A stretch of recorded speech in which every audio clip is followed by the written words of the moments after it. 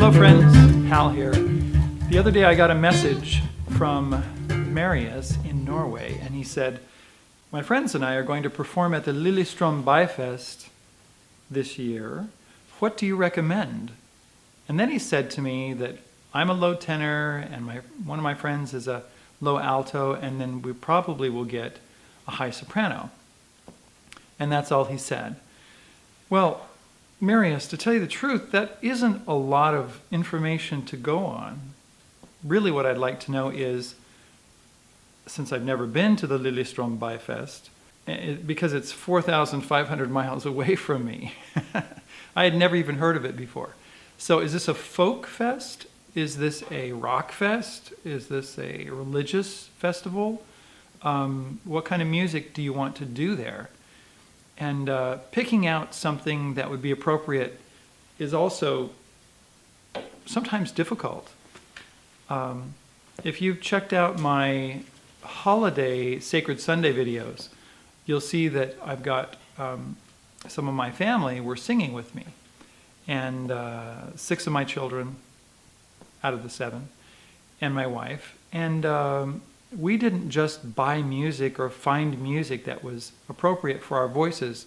We actually had to arrange that music to fit the voices that we had. Oh, they sailed into Bethlehem on Christmas Day, on Christmas Day. Oh, they sailed into Bethlehem on Christmas Day in the morning. And all the bells on earth shall ring on Christmas Day. And when my children would change, when their voices would change and they would get older and things like that, we had to redo the arrangements. So that's how I got arrangements for that kind of thing.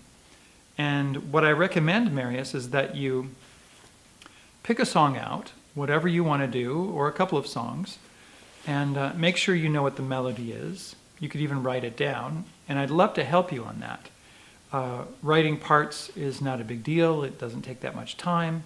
I just need to know what the melody is. I need to know what the chords are that you're going to be working with, and then we can write out some appropriate harmonies to go along with that. If you want like the tenor to sing the melody sometimes, or the alto or the soprano, it would be nice to know that, or I can just arrange it that way. And one thing I would love to do is to help you with this, and then we will actually put this into our teaching on Theory Thursday and Advanced Tuesday and that kind of thing, and talk about songwriting a bit. Then not only can you benefit from this, but other people can benefit from it too, to see how we arrive at a good arrangement, a vocal arrangement of something that you'd like to do. Also, would you like to play your guitar? Would you like to have a piano backup? That kind of thing, you decide. So anyway, let me know, and we'll get that done. Let's see if there's any other... Oh, there was another question. Why is it that when I practice... This isn't from the same person, by the way.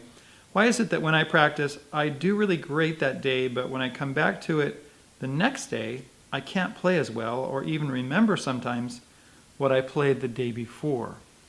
Well, you know, I see a lot of videos come up on the internet, how to be a great player, in 5 minutes or in a very short amount of time. And there are some things that you can do to really help your playing. Part of it has to do with how you hold a guitar or an instrument, any kind of instrument. Proper positioning is really, really important. Another thing that's really important is that you have some time with that instrument.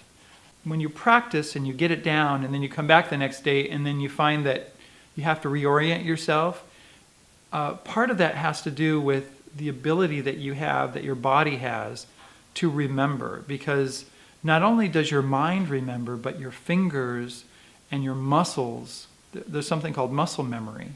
We have to get everything into the muscle memory. We have to get it into the long-term memory.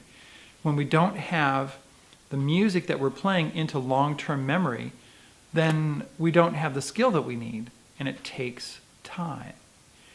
Now, you can learn tricks and things like that will immediately help you, but to be able to play with skill and precision and to be able to pick a piece of music up and just play it like you've never heard it before very quickly.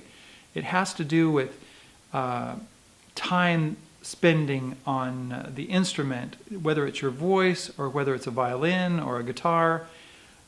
These are important things, and it takes time. Whenever I was in college and I had to do a performance for a test, I would start as soon as I possibly could when I found out about it. If I found out about it at the beginning of the semester, I would start working on that music then. And I wouldn't work on it like, 5 hours a day or something like that, but I would start to familiarize myself and play it and start to memorize it and that kind of thing, and get it into my muscle memory so that when I played it, it was natural. I didn't have to worry about it. I could think about the performance. I could think about the dynamics of the piece. I didn't have to think about, what notes am I playing? I didn't have to read it, that kind of thing. I could glance at the music if I had the music or I wanted the music, and I could remember, oh yeah, this section is coming up. So as far as learning things extremely quickly and being able to play it and become a fantastic guitar player or any kind of player in a very, very short amount of time, you have to understand that you have to work at it. And that's the truth.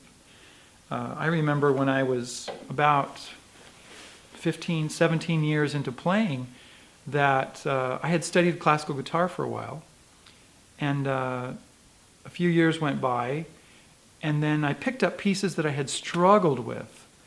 And I had kept playing and everything, but I noticed that those pieces that I had struggled with a few years before suddenly came into focus very quickly for me, because I had grown as a performer and as a player and as a musician.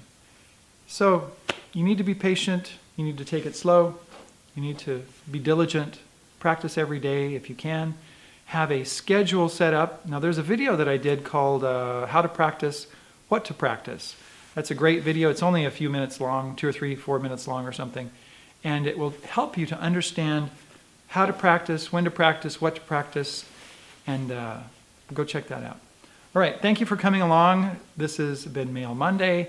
I know it's a little late in getting out, but we've had some crazy things going on here with weather and stuff, and I've just been busy taking care of things around the house. So also I had a lot of teaching to do yesterday, which really held up the video production. All right, thanks for coming along. We'll talk to you later. Take care.